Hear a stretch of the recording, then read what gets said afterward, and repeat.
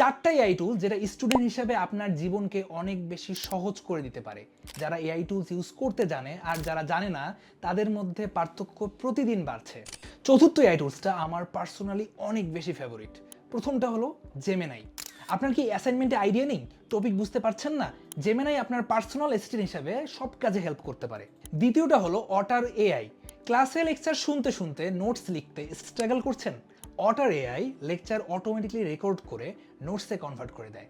ক্লাসে শুধুমাত্র ফোকাস করুন, বাকি কাজ করবে অটার এআই। তৃতীয়টা হলো নোশন এআই।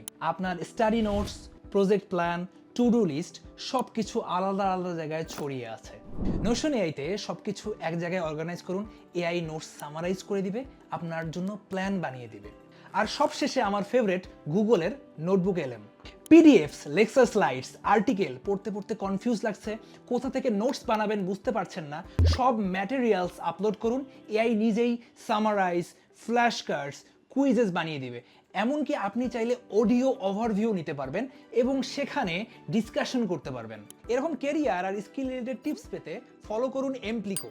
আর কোন এআই টুল নিয়ে জানতে চান তা কমেন্টে আমাদের জানান।